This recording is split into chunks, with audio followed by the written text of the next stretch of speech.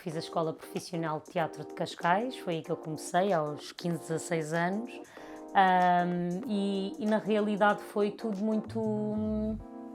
acho que mais a vida acabou por escolher um bocadinho mais por mim, porque eu, como tinha muito boas notas e era um bocadinho preconceituosa com a questão das escolas profissionais, achava que ir para as escolas profissionais eu ia, sei lá, que ia deitar ao lixo todas as boas notas que eu tinha. Era o que eu achava na minha cabeça. Exatamente, exatamente. E depois, quando eu fiz aqueles testes psicotécnicos, a tal psicóloga da escola falou-me desta escola de teatro, porque eu era sempre muito comunicativa. Todos os trabalhos que eu fazia sobre, ou fazia uma peça de teatro, ou fazia um filme, ou fazia sempre alguma coisa ligada às artes. E falou-me da escola de teatro. Na altura fiquei assim um bocado, não sei bem, por causa deste preconceito que eu tinha. Aí quando disse à minha mãe, falei da escola de teatro, ela disse, claro que sim, tu tens que experimentar porque tem tudo a ver contigo. Portanto, foi uma coisa mais até incentivada pela minha mãe. Eu fui conhecer a escola e logo que fui conhecer a escola achei tipo, tudo aquilo muito diferente e fiquei com muita curiosidade, fiz os testes, passei. A partir do momento em que eu passei, e tive o primeiro contacto com o teatro e o palco e tudo mais, percebi que sim, que aquilo era realmente o que eu queria fazer para a minha vida, e foi aí que tudo começou. Eu fui ao The Voice porque queria dar um salto na minha profissão como atriz na altura, porque como eu comecei a fazer teatro musical e sentia sempre que não tinha papéis de destaque, que de alguma forma não conseguia furar, eu achava que se calhar tendo alguma visibilidade poderia ter a oportunidade ou de fazer os castings para as personagens que queria, e pronto, e basicamente eu fui ao The Voice com o intuito de crescer enquanto atriz, porque para mim cantar era uma característica que eu tinha enquanto atriz. Era mais um skill que eu tinha, e não como vou ser uma cantora de temas originais, aquilo que sou hoje. Na altura a minha ambição era mesmo só, eu também quero ser a protagonista, se calhar se eu for famosa. Era assim uma coisa básica que eu achava na altura. Eu acho que também tem a ver com as pessoas conhecerem-nos ou não é? Só que nós temos a nossa primeira oportunidade para poder mostrar o nosso trabalho. Essa primeira oportunidade é muito, muito difícil, não é? E eu achava que se eu contornasse ali um bocadinho, se tivesse mais visibilidade, que de alguma forma alguém me pudesse ver, e o público podia me ver e que se calhar poderiam apostar nesse sentido. Acho que sim, acho que muitos projetos, não é? Há muitas produtoras assumem que as pessoas vão ver as coisas por causa das caras conhecidas.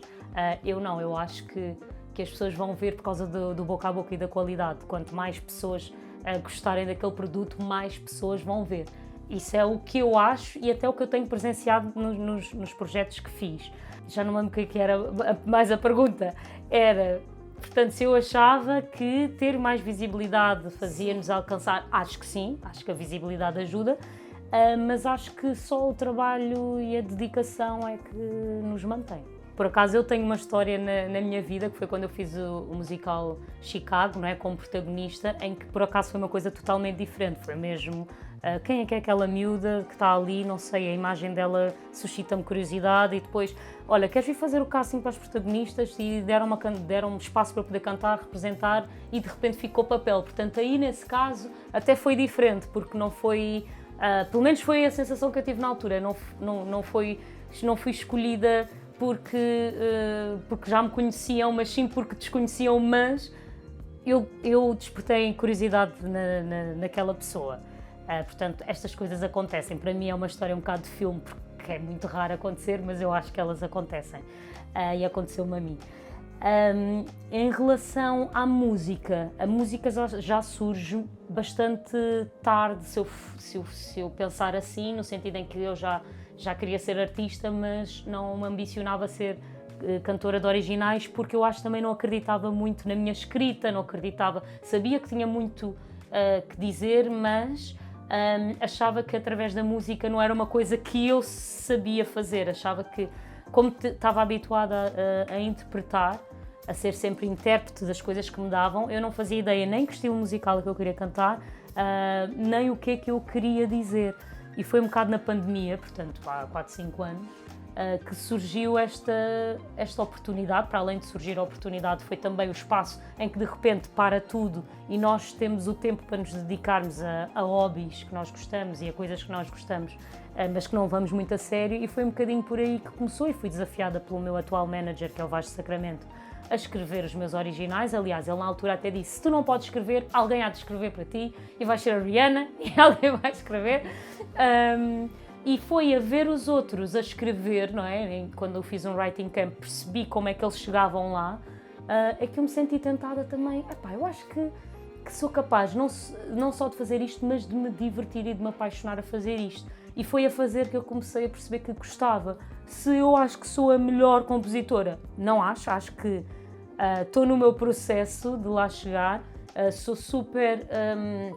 gosto muito de ver os outros trabalhar também, para perceber como é que eles chegam lá e tudo mais, mas acho que é uma questão também de tempo e de dedicação, e não é sobre ser o melhor, mas sim, pelo menos para mim, sobre pôr cá para fora a minha verdade. Eu acho que há espaço sempre para o imaginário. Eu acho que a criação não tem... Quando eu digo verdade, para mim vem do mesmo sítio que a intérprete, não é? Que aquelas palavras não são minhas, mas eu interpreto com verdade, não é? Como se elas tivessem vindo de dentro. E para mim a música também tem um bocado isso, é sobre o nosso conhecimento sobre o mundo, e nós aplicamos na música, mas a história pode ser completamente inventada, pode não ser minha, pode ser de outra pessoa, mas quando eu a escrevo, não é? Como um romancista, eu acredito que ele escreva com a sua verdade sobre aquele assunto. Eu não me lembro de quando é que foi o meu encontro entre a mim e a cultura cabo-verdiana, porque na realidade, ainda ontem estava a dizer isto, que é, eu sinto que eu vivi sempre na Embaixada de Cabo Verde, no sentido em que dentro de minha casa eu vivia em Cabo Verde,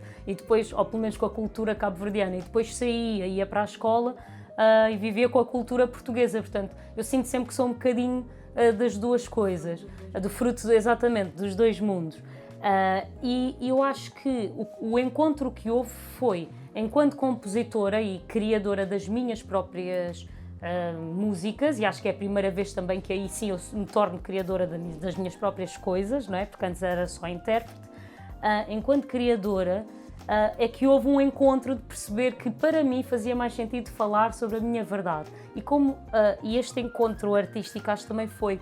Na altura estava a fazer um projeto que estava muito ligado a Cabo Verde e eu viajei para lá, foi a primeira vez que eu fui sozinha também, e portanto as pessoas que eu conheci, o contacto com as pessoas foi totalmente diferente, porque lá quando eu chegava era sempre uma coisa muito familiar, e de repente eu fui para lá e conheci outras pessoas, fui a outros sítios e completamente sozinha, fui a outras ilhas completamente sozinha, e aquilo deu-me um contacto com a minha própria cultura de outra forma. E foi aí que, para já, que eu senti menos pressão em falar crioulo, porque acho que a minha vida toda senti meio que uma vergonha de falar, porque quando era pequenina, os meus pais, para me protegerem, decidiram que eu não ia falar crioulo, porque eu chegava à escola e misturava tudo. E então decidiram: tu não falas crioulo, falas português. Mas eu sempre ouvia em crioulo, portanto eu aprendi a falar. Só que depois, se não estás habituado, não é? De repente o teu sotaque não é igual.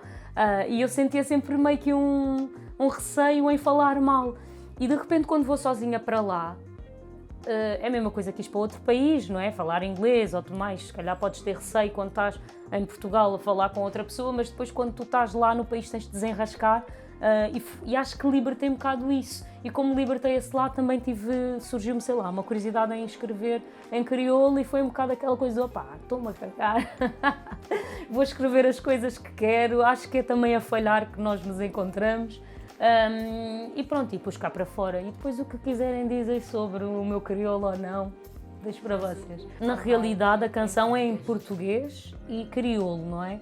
Há uma parte que é uma espécie de refrão que eu vou repetindo, que eu canto em crioulo, e a mim fez-me todo o sentido. E na altura, quando eu decidi cantar aquilo em crioulo, foi mesmo, eu quero que a minha mãe se identifique com a canção, portanto eu quero falar na língua dela, e foi por isso que eu escolhi cantar em crioulo nessa parte, e também porque eu gosto melodicamente de como as palavras soam em crioulo. Eu quero fazer com este concerto. Primeiro, é um concerto em nome próprio, não é? O primeiro concerto em que, de repente, vou para uma sala em que as pessoas compram bilhetes para me ver, não é? E traz essa responsabilidade. Mas o que eu queria também era trazer a minha música a Lisboa, porque eu já fiz este concerto, o concerto que eu vou fazer, eu já o faço pelas cidades portuguesas, mas ainda não tinha feito na minha cidade, em Lisboa. E então há imensa gente também que eu conheço, ou que, sei lá, eu tenho muito público também daqui, não é? Lisboeta, e sinto que elas não conhecem a minha música, não conhecem. Claro que nós podemos ouvir no Spotify, mas é totalmente diferente quando tu vês o espetáculo, e portanto também queria trazer isso. O que é que vai haver de novo? Acho não, vai haver bailarinos e portanto muita dança, lá está, vai haver muito esta coisa do crioulo português. E eu acho que para mim até ao dia vou estar sempre a inventar coisas, porque enquanto há jogo, o jogo é jogo. O brio acho que é o de sempre, porque eu acho que tenho muito brio nas coisas que faço, não é? Muita dedicação, portanto é o de sempre. Mas o Lux era porque eu queria fazer um circuito um pouco mais alternativo. E tendo a oportunidade, na altura foi das primeiras casas que nós nos lembrámos.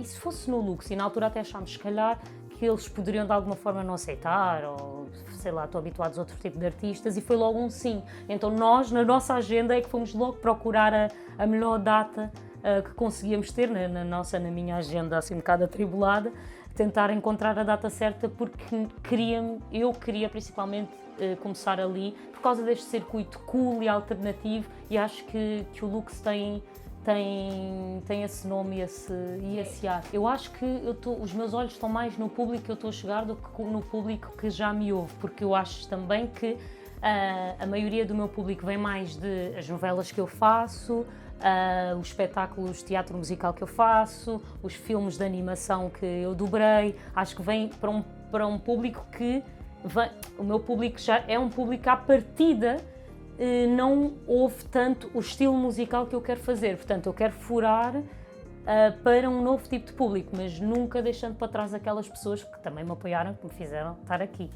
Para mim, fazer a Fazenda foi um projeto muito feliz para mim, por várias razões. Por questões pessoais de estar a fazer uma personagem africana, depois estar num grupo de atores africanos também, que é sempre, pelo menos para mim, o que eu tenho sentido no meu percurso é sempre uma novidade. É muito raro eu ver outra pessoa negra no meu trabalho, eu sinto isso, e de repente estou ali num núcleo de vários atores negros, o ambiente é totalmente diferente. Mas para mim foi um projeto muito feliz por causa disso, porque tive a oportunidade de trabalhar com atores, para já, que eu admiro muito, mas que ainda não tínhamos conseguido cruzar-nos no mesmo projeto, e fui muito feliz por causa disso. E também fui muito feliz por estar ao pé de pessoas que percebem a minha cultura e a minha forma de estar, não é? Porque, sei lá, estou logo a pensar, sei lá, no Oji, na Rita Cruz, acho que a forma de estar deles, eu identifico-me bastante com eles, com aquela alegria, com uma coisa, uma atitude meio expansiva. E foi muito bom mesmo fazer esse projeto por isso. Mas também foi um projeto desafiador, porque ao mesmo tempo acho que nós tivemos muitos momentos no projeto em que nós tínhamos que explicar o que era a nossa cultura e o porquê daquilo não estar bem representado, ou não estar bem escrito, ou tentar contornar um bocadinho, ter que pôr não só informação desde texto e de escrita, tentar reescrever, como também às vezes da relação entre as personagens, tentar explicar tipo, que há coisas que numa família africana tipo, não se diz, ou que há coisas... acho que esse também foi um grande desafio e às vezes quando temos que fazer mais do que nos compete também acaba por ser mais cansativo. Há uma coisa que nós todos sempre tivemos consciência, que era isto aqui é uma novela angolana, não é? Sobre a África, mas na perspectiva do homem branco. Isso nós tínhamos totalmente consciência e era uma coisa que falávamos muito e que até pedíamos depois às pessoas, isto em set mesmo, para que nos permitissem a criar um bocadinho mais e a conseguir incutir um bocadinho mais a africanidade como ela é e não como a perspectiva do que eles acham que é. Também acho que as pessoas eram muito sensíveis à questão, mas às vezes só ser sensível não quer dizer que a pessoa entenda, não é? no seu todo e, portanto, levou às vezes a choques, sim, para fazer entender de que, espera, nós estamos aqui a querer contribuir e não a querer, porque temos essa, ou seja, temos a consciência de que realmente foi uma pessoa branca a escrever, não é, sobre pessoas negras. E logo aí ele não vai conhecer tão bem a nossa cultura como nós conhecemos. Uma coisa é comer, uma coisa é dançar, uma coisa é viver, é totalmente diferente, não é? Portanto, nós até acho que fomos bastante generosos em querer contribuir para o projeto. Se foi bem sucedido, nós demos o nosso melhor, como é óbvio, não é? E há coisas que tu, ao tendo a consciência de que aquilo é assim e sabendo para que tipo de público é, também não vais rasgar, porque até projeto tu contribuis para o projeto não é teu, não é? Portanto, acho que, apesar de tudo, eu acho que fomos bem-sucedidos, mas compreendo quem não se sentia representado. O que eu sinto, pelo menos, claro que eu também só posso falar da minha perspectiva, mas eu sinto que também faço 1300 trabalhos e 300 mil coisas criativas e de trabalhos diferentes exatamente por uma questão de me sustentar.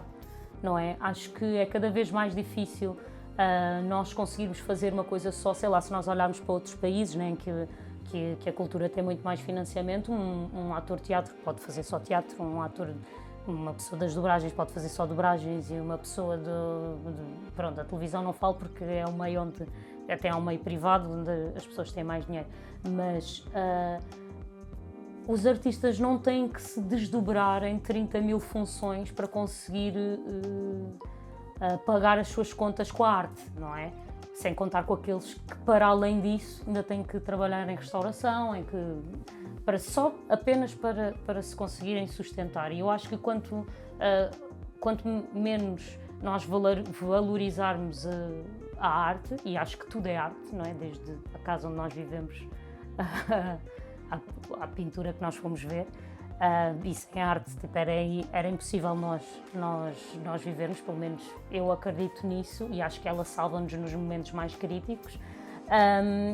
Sem ela nós não vivemos e de repente nós desvalorizamos imenso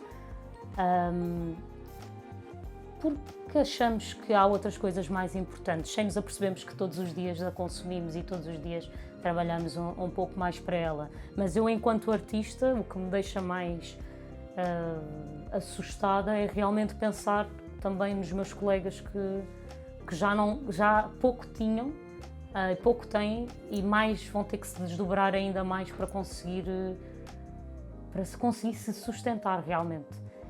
E portanto preocupa-me, claro. Mas eu acho que o desdobrar passa um bocadinho por aí. Vamos ter que, nós para além do artista já temos que ser o contabilista, ou seja, há várias funções que nós nem estudámos para isso, nós nem estamos alerta que nós passamos a ser, e nós passamos a ser ativistas porque precisamos de falar também sobre, apesar que eu acho que o ativismo e a arte já é uma coisa que muitas vezes cruza muito. Exatamente.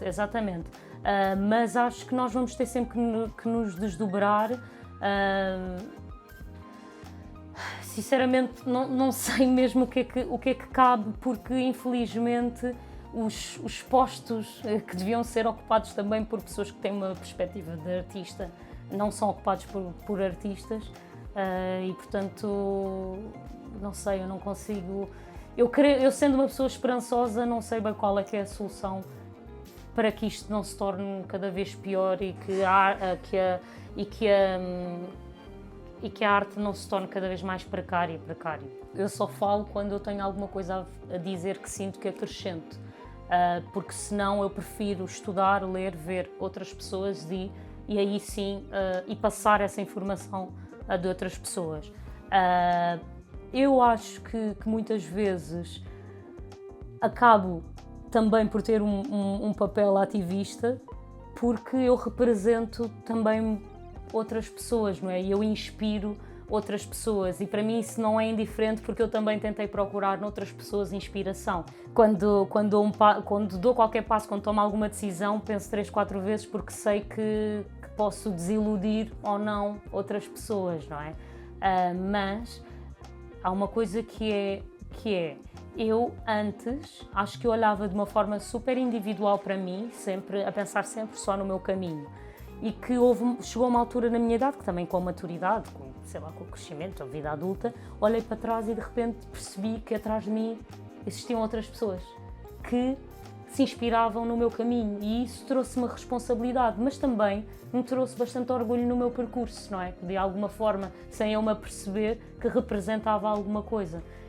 E, portanto, para mim, essas questões são muito importantes, sim, mas também tento trazer alguma leveza para o meu percurso e tento muitas vezes pensar que eu não tenho que estar sempre a militar, porque esta é a minha vida, é a única vida que eu vou viver e eu também quero vivê-la plena e feliz. Porque nós podemos sempre cair num discurso que não agrada nem àquele que nós queremos que agrade, nem àquele, ou seja, nem a quem está, que nós achamos que é do nosso lado, nem àquele que supostamente pode não estar do nosso lado. Portanto, eu quando não tenho nada a acrescentar, que eu acho, que eu acredito de verdade, eu não acrescento. Mas quando vem esse tipo de cobrança, como é óbvio que eu olho para mim mesma e questiono porquê que eu não falei, porquê que X, porque isso não quer dizer que eu não esteja informada. As situações vão acontecendo e eu informo e vou ler e vou perceber e falo com os meus amigos e falo com as pessoas que, sei lá, que eu acho que têm, que eu considero a opinião, mas muitas vezes eu posso só não ter opinião.